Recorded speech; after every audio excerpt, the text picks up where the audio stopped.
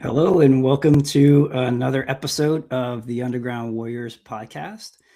I'm here with a really good friend and amazing human being, Gary Miller.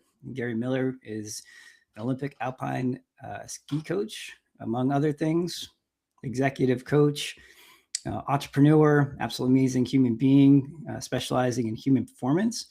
Has worked with some amazing people over the years to help them become champions and stay optimized under pressure. So, Gary, so glad to have you here. Um, so, today we're going to be talking a little bit about human performance and what it looks like not only for elite athletes, but also for the everyday person. And Gary's leading the charge on that with actually some technology called the Human Charger. So, we'll talk about that today as well. I've been testing it out. It's absolutely amazing. Been seeing shifts in my performance, especially after working out and traveling. So, Gary, welcome. Thank you very much, John. You're all too kind with your compliments, and I really appreciate it. So, Absolutely. So, tell us a little bit about the journey, you know, that it took you to get to where you are today. You know, pretty diverse background. So, what was the trigger? What was the thing that sparked that passion for performance? wow, that's I'm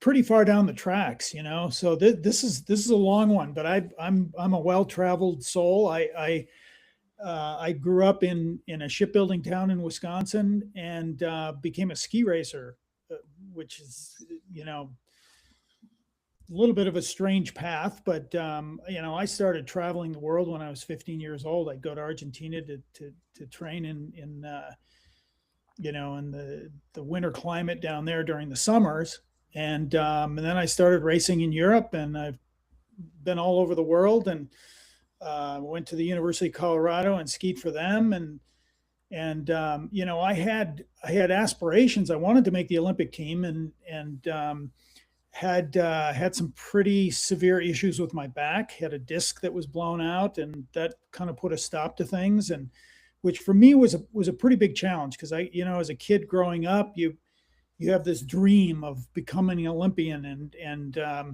and when you finally have to hang up the skis and say you just can't go any further, um, you've got to pivot. You got to do something.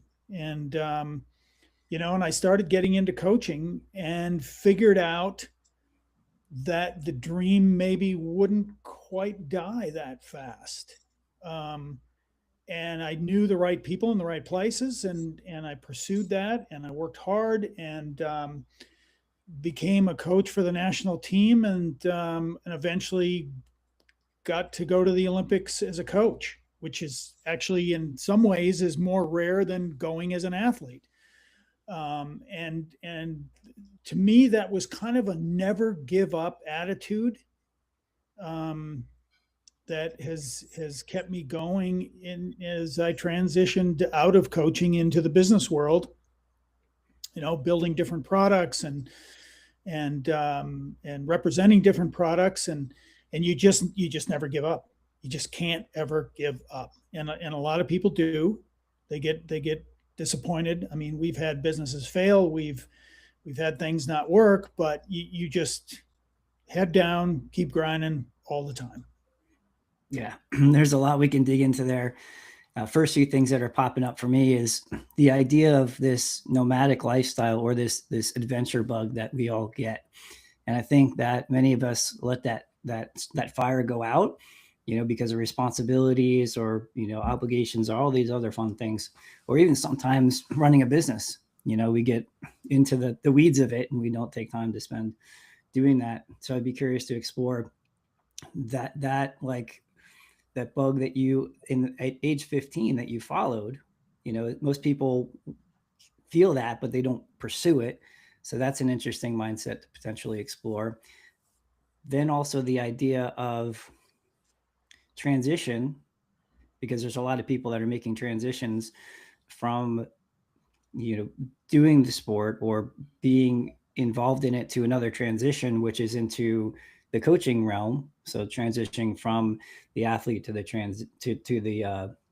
to the coach happens with veterans too, coming from the military and going into civilian, happens to students coming from college, going into the workforce, happens from people leaving the workforce and starting entrepreneurship. So there is this mindset of resiliency and never giving up on those dreams. And so many people, when they hit the wall, they get frustrated, they get overwhelmed, they feel the same way that they did before they were looking to make the transition, and then they go back into that comfort zone. So have you navigated or connected with that passion for travel, adventure, pushing yourself outside the comfort zone, and then also the different transitions that you made? I think that would be helpful to explore. Yeah, you hit on some good points, and the travel bug did hit me when I started going to Argentina as a young kid at 15. And when I was in high school, I wanted to run track, and my father said, "Hey, listen,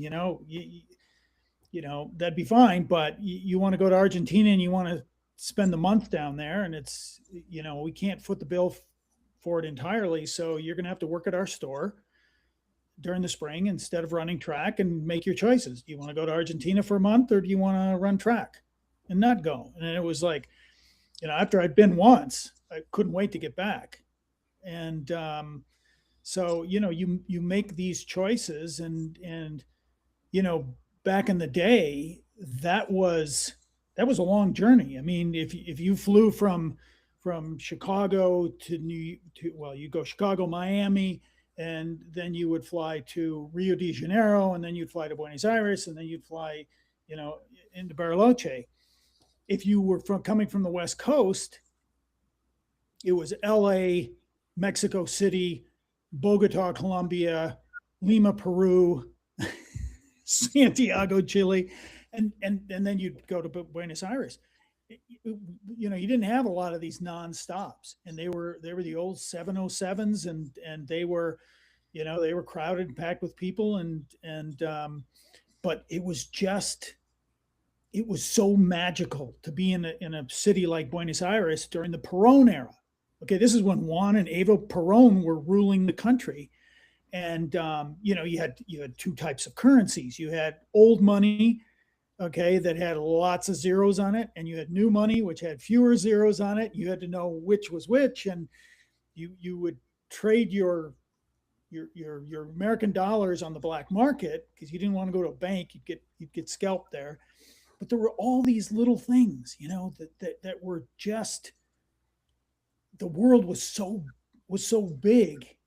And I can tell you, if I look back on my career, and when I think of my school, my education, high school, and even college, the best education anybody can ever have is travel. Everybody should travel. They should go see Europe. They should go see South America. They should go to Asia. They should go to Australia. It is the best education you could ever have.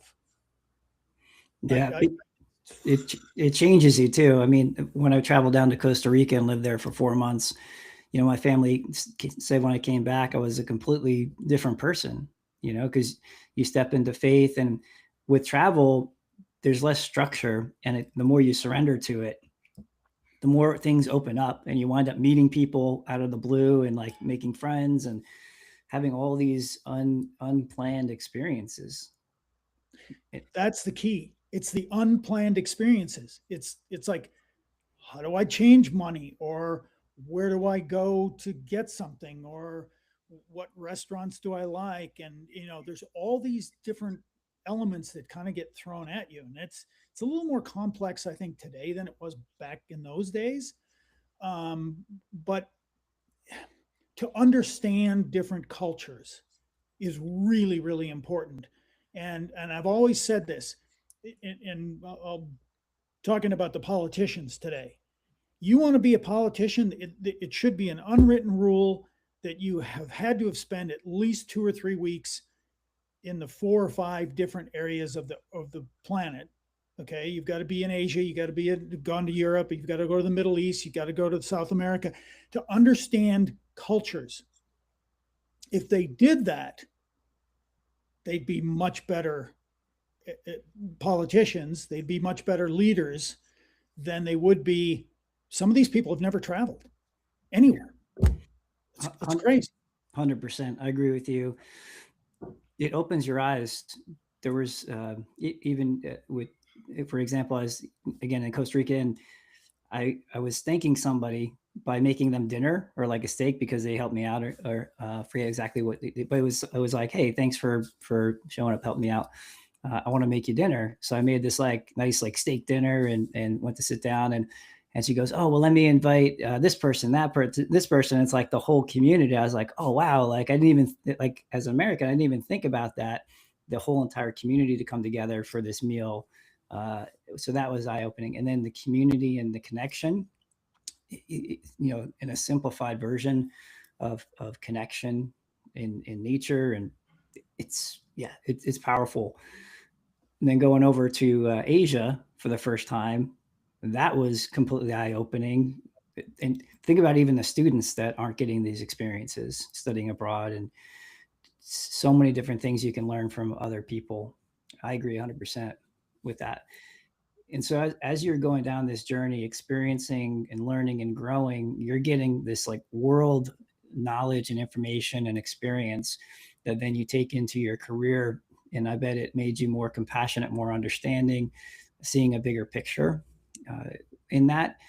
But I'd also love to hear, what was like that biggest challenge that you overcame in that early phase of your life leading into the coaching phase, where you said a lot of people give up on their dreams. So what was the biggest challenge that you overcame in that early stage of your life to keep on going? Well, I think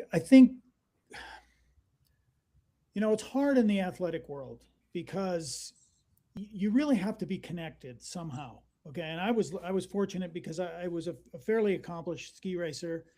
I didn't race on the World Cup level. I wasn't that good, but I was on the Europa Cup level, and I was highly ranked in the U.S. And obviously there were injuries that happen. Ski racing is a brutal sport, and it usually takes a lot of them out of their careers. I knew going in to the coaching side that I wanted to stay in the ski racing world, and I knew the ski racing world. Okay, so that made it somewhat easy. But trying to convey that to younger athletes was a challenge. Okay, I had to learn a lot of things, and early on, I was I think one of the youngest coaches on the World Cup with my guys back in the '80s, and I had a really good group of athletes, but I wasn't that great as a manager sort of coach, right? Mhm. And I think that was the big challenge, was to try to be more of a manager than anything else, because at that level, these guys, they know pretty much what they're doing. You just got to make sure that you provide all of those things that they need, Mhm. at that level.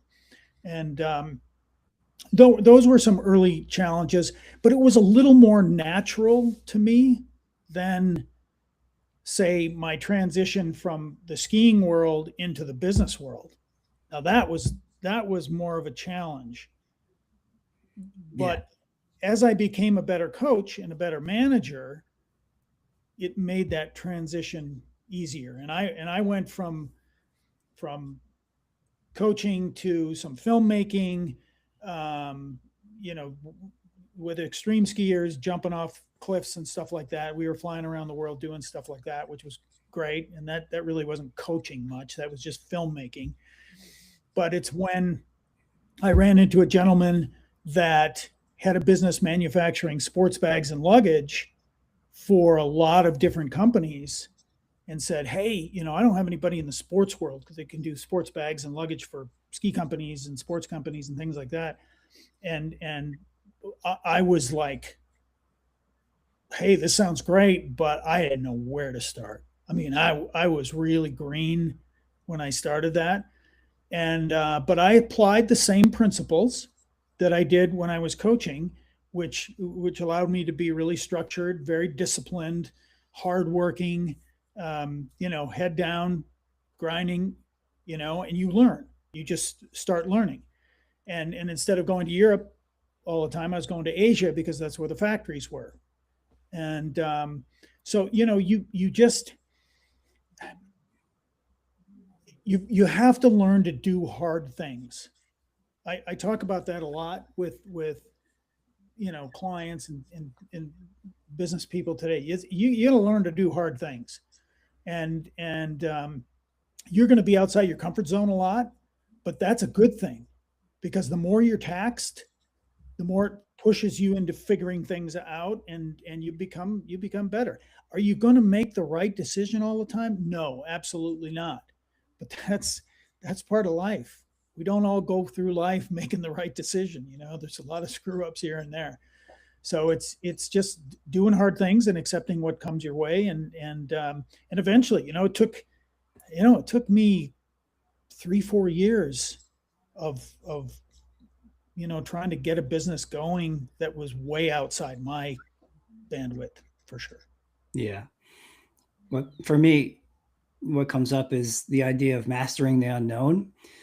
So it sounds like you've become a master of mastering the unknown and bringing in techniques, methodologies, mindsets in order to move through that chaos, to stay committed, to stay disciplined as you're moving towards the goals that you have, whether it's as an athlete, as an entrepreneur, as a spouse, whatever that is that you're showing up in this world as. How can you do it in a way that you're not blowing yourself up in the process? You're not burning yourself out in the process, which is very common. I think that might be a good transition to talk a little bit about some of the performance strategies that you've mastered over the last many years for those situations. So now that you have the mindset right, you've determined that you have the discipline, you've developed that skill set, you've moved into this next stage, and you've put in, say, a few years, 3 years, 5 years, 10 years into your craft as an athlete or an entrepreneur. What are some of those critical things that you found? And then some of the research on the technology and things that you're getting out to the world now that are helping people to really live their best life and perform optimally. John, thank God for athletics. Honestly, I've been fortunate to be in a wonderful sport that even as brutal as ski racing is and as dangerous as it is, it gave me that discipline and it gave me that ability to do hard things. And one of the things that I think one of the most important things, especially for young entrepreneurs, is I call it developing a process. There's a lot of people out there saying, "Oh, you've got to set goals, and then you've got to break the goals down and all this stuff." I don't look at goals. Goals are nothing but a target. Okay, I look at a process, and every elite athlete that gets to a certain level has a really, really, defined process, and that's everything from what do you do when you wake up in the morning, and they're steps. They're all these steps, but they're highly disciplined steps. They're highly refined. Elite athletes have hundreds of these things that you do consistently on a daily basis to keep you focused, because it just narrows your focus and it allows you to do things at a little bit higher level. Okay, it's funny because I just wrote an article about athletes that come up, and I'll use the example of collegiate athletes that come up from from college, whether it's basketball, football, or any other sport, and then they get into the professional ranks. Okay, that's a huge transition. Okay, and then they with NIL today and all this money that they're throwing at these athletes, is a tough one. And they get up to the big leagues and they think they're all that, but they're not. They're not physically strong enough. They're not mentally tough enough. They don't have enough of a process. And, and the numbers of athletes that truly make it in the professional ranks is very, very small. But thank God to have that sort of structure, because business is no different. You're developing a product, or you want to launch a product. I mean, we're you and I got connected because of our human charger project.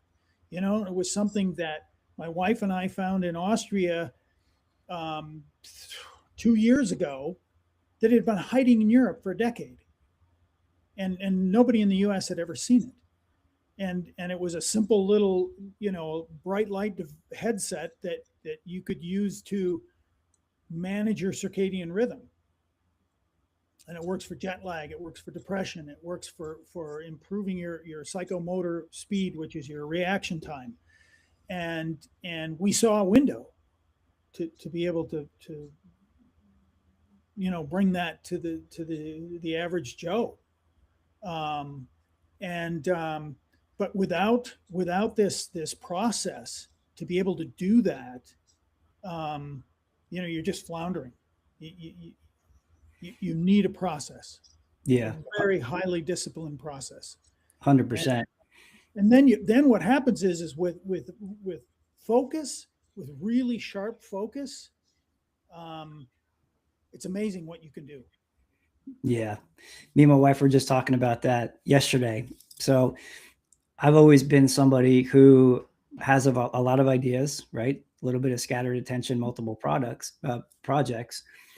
And what I've learned to do, which seems counterintuitive for me because it feels very expansive to have multiple things going at the same time. And I think also I struggle with potentially like executive functioning, putting things in order and prioritizing over the years. So it takes me extreme focus to stay in that focused lane and systems. So, and I agree 100%. You give two people the same exact like information or strategy in order to get something done. And then one person may struggle and the other person all of a sudden takes off and has success. So what's the difference? I think there's two differences. One is the internal state, the dialogue and conversations that they're having underneath the surface with subconscious, beliefs and all that other fun stuff. And I think one of the most important on top of that is the systems that are in place for them, and systems that work for them, not like something that works for one person may not work for every person unless you found a different in your work. So what system are you using specifically that somebody else out there could apply in potentially their business, let's say?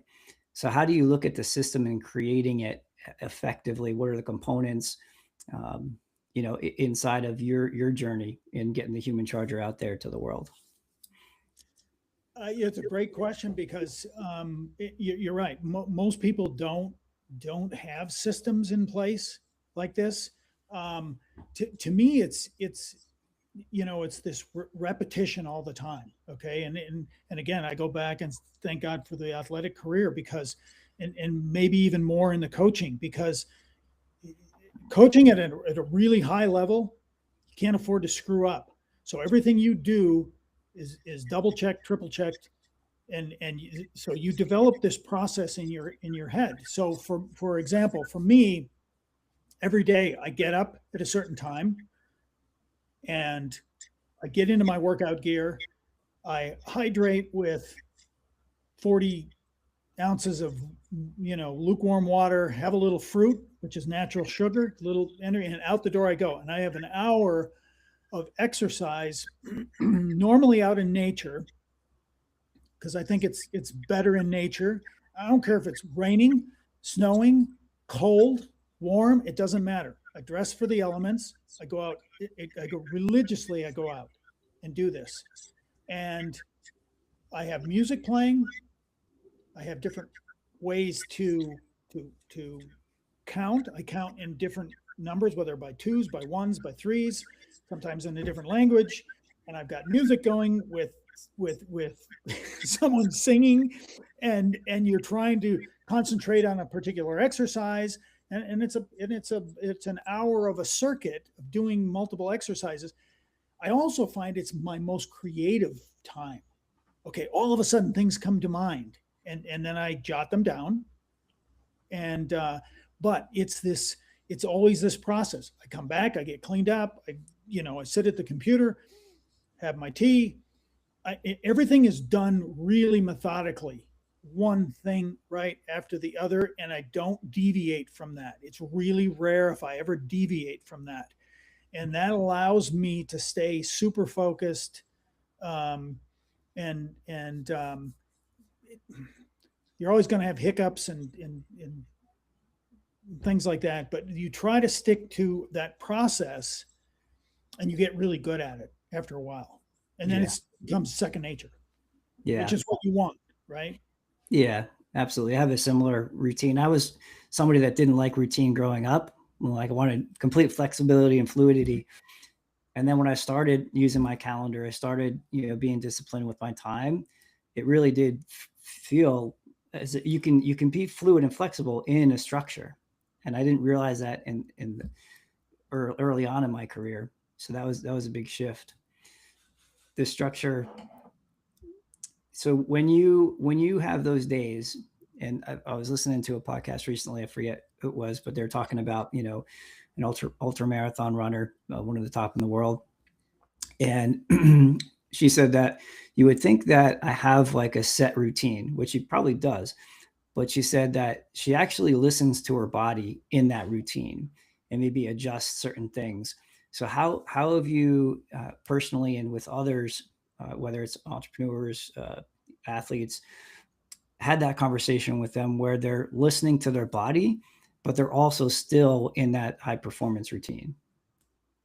Yeah, you have to listen to your body. I mean, that's but what's really interesting is if I go back probably about 5 years ago when we were living in Park City, Utah. I've had 4 knee surgeries on my right knee, and the last time I went in to see Doc Hayden, who was the golden boy, the skater that won what 7 gold medals or something in the Olympics. I mean, but he was a great guy. We were in Calgary at the Olympics together, and but he was giving me cortisone shots in my knee because my knee would swell right after skiing or exercising and doing whatever. And the last time he said, "Hey, you're going to need a knee replacement," and I'm like, it's kind of the last thing I really want to do. I'm not afraid of surgeries; I've had enough of them, but I just didn't feel like it was that necessary. And I started doing a little research, and come to find out, certain specific exercises can really benefit your body. And I was going through a period of time where you're under a lot of stress, your body was kind of achy, and I just said I have to do something different, and I developed this circuit of body weight exercises. I'm old enough now where I don't need to go into a gym and lift heavy weights. I just don't need it. My joints aren't going to like it that much, and so everything I do is body weight and core. And when I started doing that, it didn't take very long, but within about probably 6 to 9 months, all of a sudden, I didn't have pain anymore. It was like it just disappeared. So, and I'm thinking to myself, okay. And the more research I did on it, the more I found that by doing these types of things, I don't have that pain anymore. Yeah. Just don't. Yeah, I think I'm going to be 50 in April. I hate to admit it, but yeah, I mean, sometimes the more I push myself, it feels like I'm not doing a positive thing to my body. And so I've been doing the same thing, body weight, like kettlebell, even like I love animal flow, like moving in different ways and getting your body moving in ways that it doesn't normally move if you're sitting at a computer or walking or doing your average everyday stuff. But things that we did when we were back in tribal days and, living in tribes and hunting and finding our food and all that other fun stuff. And yeah, so that's really important to listen to the body. And then as far as the technology and the things that are coming out and what you're working on with the human charger, that component of it, in knowing when to supplement and when to add these things, because it's like there's so many things out there, right, that we're getting bombarded with. Let's talk a little bit about the research back, because there's research on, with the body weight and getting up in age, and there's research on some of this technology that you're getting out there into the world. Maybe we talk a little bit about the technology and the history of that piece of it, of what you're integrating into your coaching, into your entrepreneurship and business. Yeah, I mean, I'm a techie. I mean, I love the technology that's out there today. I mean, this is making life a lot easier for us, and that includes AI. I mean, a lot of people. My wife said to me this morning, she said, I think our daughter's really scared about AI, and it's like, well, I mean, like, AI could get out of control too. But I think it's technology like this. And I'm quite a bit older than you, but I still, man, technology is cool. And like I said, when my wife and I found this human charger, I didn't really know much about light and how it would affect your circadian rhythm, which is your body clock. Your biological clock runs on light cues, right? And back before computers and all that sort of stuff, you'd wake up in the morning by the sun.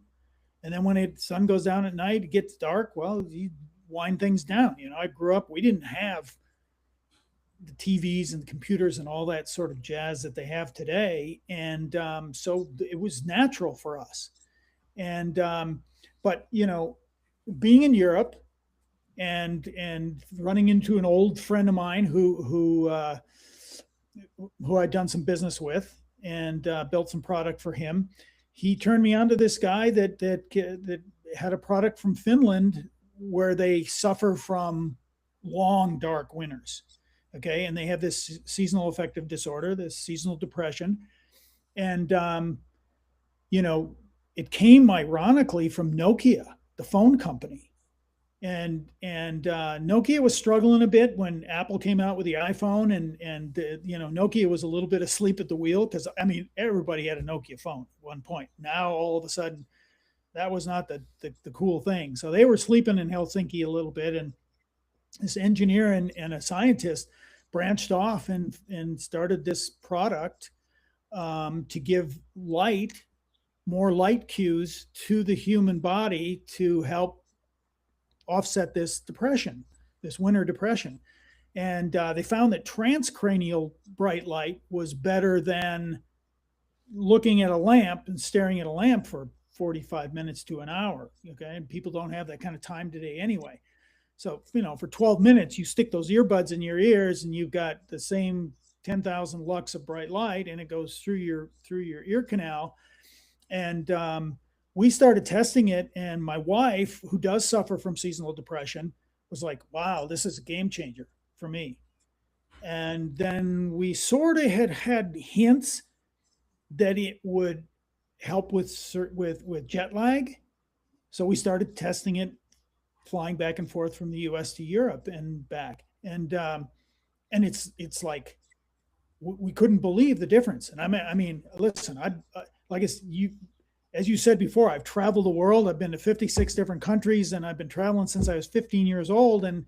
And I've suffered jet lag, whether it's been Asia, Europe, doesn't matter. And this thing, it is like a magic wand.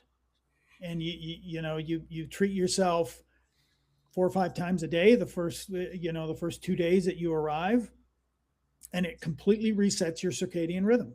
It just advances it so that you can get on the destination time.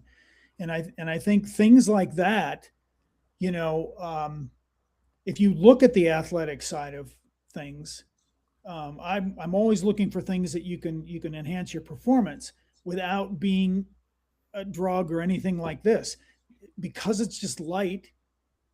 It works fantastic, and it's safe. And if it can give an athlete, you know, a little bit more reaction time, that's fantastic. If with all, I mean, think about the collegiate stuff in America where all these conference realignments, these sports teams now are traveling way more than they used to. They're flying all over the country half the time, and they're trying to balance school, training, competition, finals, the whole 9 yards, and it's almost impossible. And mentally staying sharp enough and not getting depressed, this product is like a lifesaver. Yeah. Never seen anything like it. Yeah, I love it. And I'm thinking to some of the surf trips that I've taken where you fly in a little bit, you know, late or early, you stay up and, you know, you're out there surfing on, you know, 10 15 foot waves and you're feeling a little bit groggy, you know, that's not a good place to feel, you know, tired or not have your action time up to where it needs to be. And I'm sure that's in Olympics as well. And other athletes is really being on point, and a few little milliseconds could possibly mean the difference between life and death.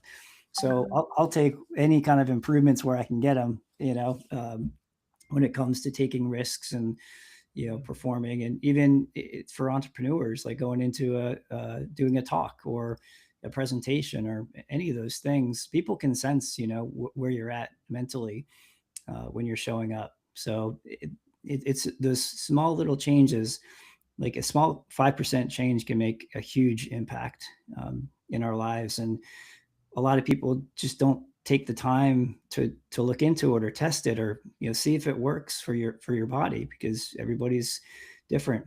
But, you know, for millions of years, you know, we've kind of lived by the sun, and I think everybody can relate to going out and spending time out in nature and in the sun and feeling differently. So when there isn't that natural light to get access to, why not leverage technology in order to activate those things that are happening naturally? And I'm sure there's some longevity in that as well, you know, the way we're feeling internally. So yeah, anything having to do with performance enhancement, making life just a little bit easier with all the chaos that we're navigating. I mean, that I'm all for it. Well, and honestly, John, blue light is the killer right now. Yeah. Okay. You know, 25, 30 years ago when we didn't have the computers and all that sort of stuff.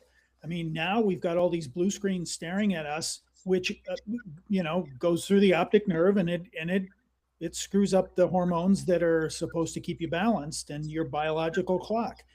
And, you know, you add that on top of it, and then you really, you know, you can see why these guys are struggling. And it's really important to be able to have something that can reset the balance again.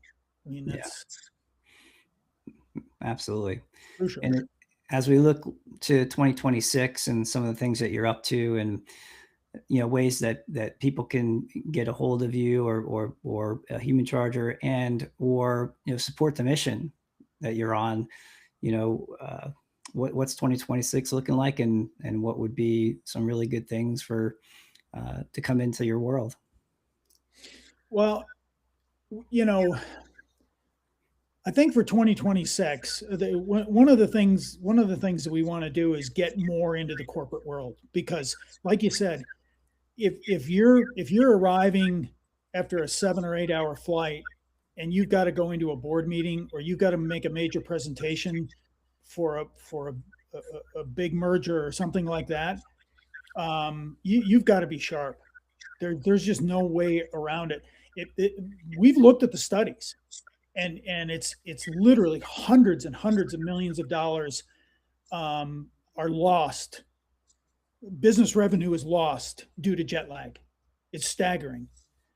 It's one thing on the athletic side, you know. I mean, if you're in an individual sport, I call it the 0.01 advantage. Okay, in the sport of ski racing, 0.01 is the difference between first and second. So you're either going to win the race or you're going to be a participant, and that's the bottom line. You're going into a big board meeting and you're working on a merger, and something, you're not sharp and something goes south. It doesn't happen. It affects everybody, the shareholders, the company personnel.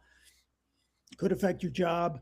These are critical things. Our lives now have become more complicated. They require more things like this. We need to use this kind of technology. So we want to make the corporate world more aware that they have tools like this that can help them overcome jet lag or be a little bit sharper. It's no different than if I go out, like you had mentioned, if you go out and you're in the sun and you're participating in an athletic event, you usually feel pretty good about things. But you go out on in the ski racing world, you go out on a cloudy day where it's snowing a little bit and it's dark and you don't have much light. Okay, your body's going to be affected. I don't care who it is.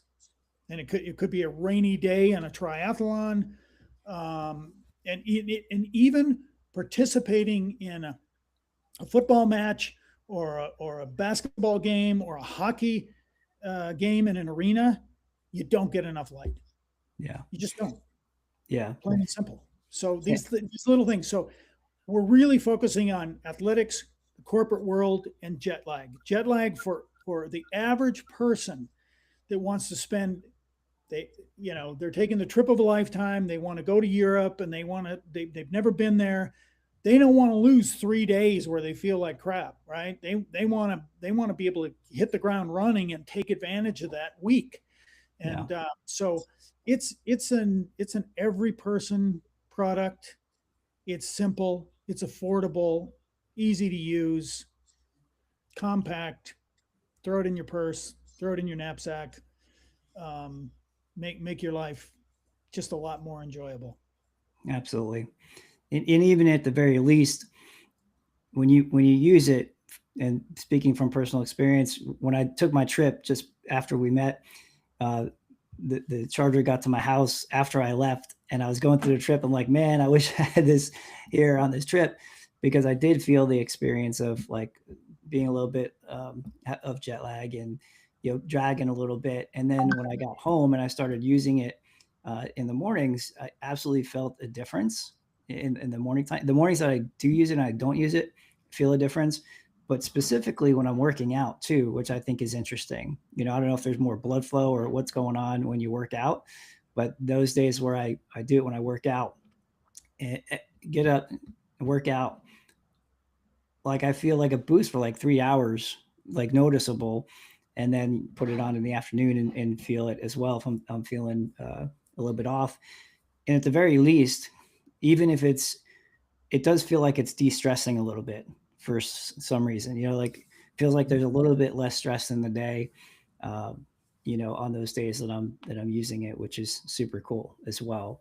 So it's small things sometimes in life that if we pay attention to them, they make a huge difference. So, they do. It is the little things, and I like you, I experience it, and I failed to mention it in my process because, when I do get up, the first thing that I do while I'm drinking all that water is put the human charger on, and I notice when I go out and do my circuit, okay, out in the trails behind the house, and is that I'm just sharper. My head is,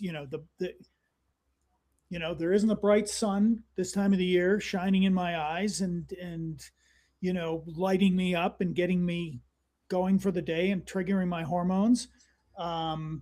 This has to do it. This is the thing that has to do it. And I've done it with and without. And when I use it, it definitely helps. Yeah, absolutely. We've got a lot of people too that like to use it in the afternoon instead of a coffee, or Red Bull or something like that, just to give them a little bit of a bump. And it's a strange bump though. It's not like having a shot of, espresso in the afternoon. It's just all of a sudden 20, 30 minutes later, you're just wide awake. and it Yeah. doesn't fade. It just Mhm. doesn't. Yes. So it's pretty cool. And I was a little skeptical at first, but I'm a true believer now, and otherwise we wouldn't have taken it on. But it's I think there's huge potential, and yeah. Absolutely. Yeah, and people can get if they want to pick one up, it's humancharger.us, correct? Humancharger.us. They can also go to humancharger.com. It doesn't matter because um, thanks to the Trump administration, they did away with a lot of these these smaller shipments from overseas, and so we basically fulfill everything that comes in.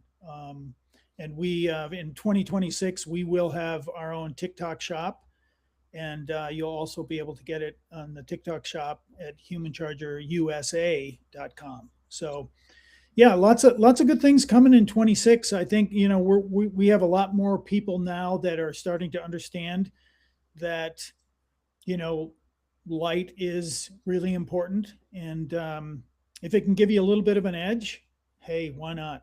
Right? We need every edge we can get these days. Absolutely.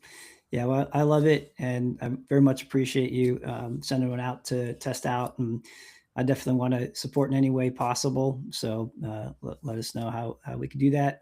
If you're listening in, reach out, and spread the news. Like there's things out there that are they're improving people's lives, and I think we all deserve a little bit more light in our world. Yeah, well said, John. No, and you've done a great job, and we, with your help, we are getting the word out, and it's really important because people need the advantage today. Life has become pretty complicated, so if we can help that along, that's great. Yeah, That's awesome. have a little fun along the way too. So hopefully we get to spend some more time together on some adventures here in the future, and then we'll share it with a bunch of people and share the results with you. So appreciate you so much, Gary. It's been an absolute pleasure. We'll be in touch and have a wonderful few weeks here coming into Yeah, the end of the year. John, thank you very much, and have a wonderful Christmas, and yeah, after the new year, we'll kick it again. All right, sounds good. All right.